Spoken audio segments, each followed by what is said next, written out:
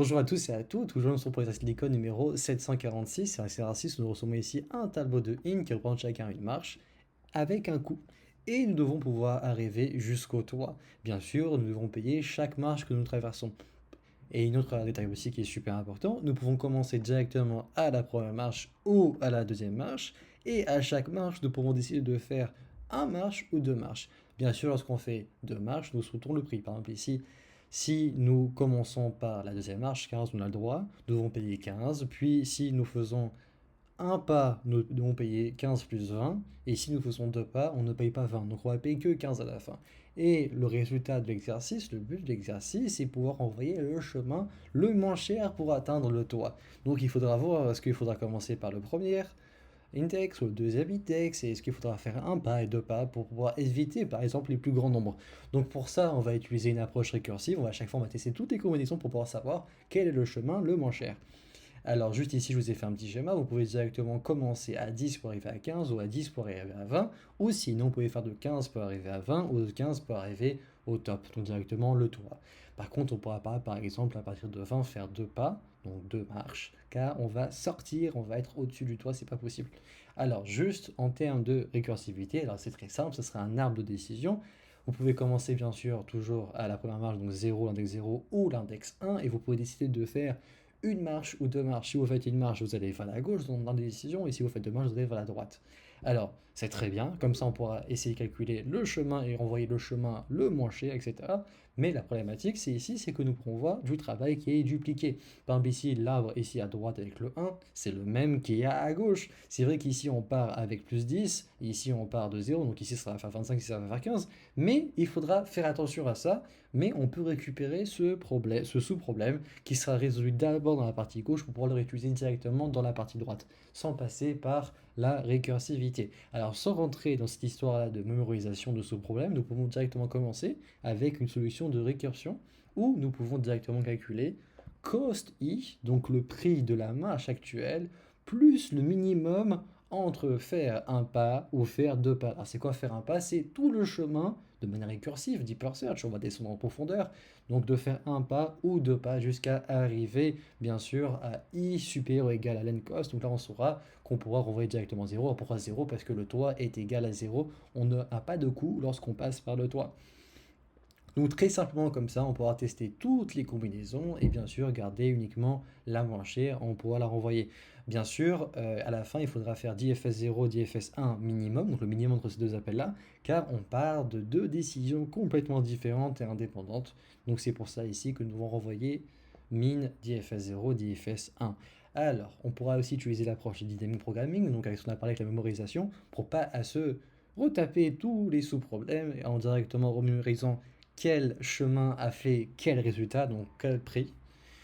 Donc très simplement ici, nous pouvons constituer un tableau de mémorisation avec ce que j'ai écrit ici, l'index, la position dans le tableau, donc quelle marge je suis, et la valeur, ce sera le chemin le moins cher. Alors par exemple, très simplement, pour la marche 1, où je suis sur l'index en réalité 1, j'ai deux possibilités. Ici, le coût le moins cher, bien sûr, pour arriver au toit, c'est bien sûr de faire deux pas.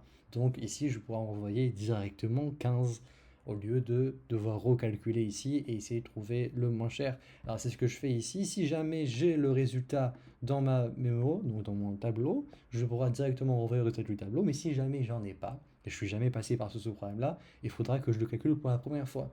Avec ici cost i plus min, donc la même logique qu'on a vu tout à l'heure. Par contre, il faudra l'enregistrer directement dans Memo, comme ça on aurait accès pour les prochains sous-problèmes. Alors ici, c'est une approche top-down, on va mémoriser à chaque fois les différents sous-problèmes pour pouvoir les réutiliser après. Pour on appelle ça top 10 quand on descend de haut en bas et on essaie de faire tout le parcours et en réalité tout le parcours jusqu'à la fin et la fin va renseigner sur le haut. Donc ici, à la fin, je vais pouvoir savoir combien en réalité le fait d'aller jusqu'au toit me coûte. Donc top down, on part du problème, donc arriver au toit, et on divise en sous-problème, sous-problème, sous-problème, jusqu'à pouvoir savoir combien ça coûte d'arriver au toit. Mais contrairement à cette approche, il y a l'approche qui s'appelle, excusez-moi, elle est juste ici, dynamic programming, mais ici bottom-up. Donc ici, c'est le contraire. On ne part pas du gros problème pour arriver à des sous-problèmes, et les sous-problèmes vont renseigner sur les gros problèmes. Ici, on part de sous-problèmes connus, donc au tout début du processus, et on va essayer de remonter. Alors AD ici c'est très simple, c'est un simple tableau, le même résultat, 10, 15, 20. Bien sûr ici j'ai mis 0 car le toit c'est 0. Nous on sait que 20 ne va pas bouger. C'est ce que j'ai écrit ici en bleu. Quand on part du dernier élément, le parcours le moins cher en partant de lui sera toujours lui-même. Vous êtes d'accord ou pas? Quand on part du dernier élément pour arriver au toit, ce sera son prix lui-même. Par contre, quand on arrive à 15, pareil, le prix le moins cher quand on part de 15 pour arriver au toit, ça sera 15. Pourquoi? Car si jamais je fais un pas, je fais le pas plus le pas d'après. Si jamais je prends que lui, je fais deux pas, bah, j'ai que le pas lui-même. Donc c'est sûr qu'en réalité, le dernier élément, 20, le minimum de lui pour partir au toit, ça sera 20 ici. Et le minimum de 15, donc l'avant-dernier élément pour arriver au toit, ça sera lui-même. Donc 15 et 20 ici ne bougent pas, car ce sera toujours la valeur minimum pour arriver directement au toit. Par contre, lorsqu'on part à partir de la troisième valeur en partant de la fin, donc ici c'est 10, là c'est différent. Pourquoi c'est différent? Car de 10 on peut directement arriver à 15, on peut directement arriver à 20. On ne pourra pas directement passer à 0 comme 15 et 20. Donc ici, qu'est-ce qu'il faudra faire? Il faudra voir quel est le chemin le plus rentable. Donc est-ce que de 10, je vais à 15 ou de 10, je vais à 20? Ici, forcément, de 10, je vais à 15 car 15 est inférieur à 20. Donc directement, après ce 15, je pourrais arriver à 0 en faisant deux pas. Donc ici, la logique, c'est qu'on part de deux valeurs connues. Donc les deux valeurs connues ici, c'est 20 et 15. Qu'on sait que par rapport au top, ça ne bouge pas. Ce sera les valeurs les moins chères pour arriver au top, donc on voit. Par contre, en arrivant du côté gauche, on va toujours essayer de calculer quelle est la valeur la moins chère pour arriver ici. Donc en réalité, c'est un cheminement qui peut marcher même sur des tableaux de taille infinie, où à chaque fois, on va essayer de voir à droite de lui quelles sont les valeurs minimum. Donc ici, à droite de 10, quelle est la valeur la plus petite? Donc ici, ce sera 15, donc on garde 15. Donc ici, on pourra directement remplacer 10 par 10 plus 15, car quand on passe par une marche, on paye déjà le prix de la marche elle-même, plus la valeur moins chère qui est à proximité. Donc ce qui est vrai, encore une fois, si on a un tableau de 10, toujours la même logique. On va prendre la marche actuelle plus la valeur de la marche la moins chère. Et comme ici 15 et 20, ça aurait pu être bien sûr d'autres valeurs, mais ici c'est 15 et 20 dans ce tableau, ça sera le parcours le plus court en théorie. Donc ici on pourra choisir directement 15.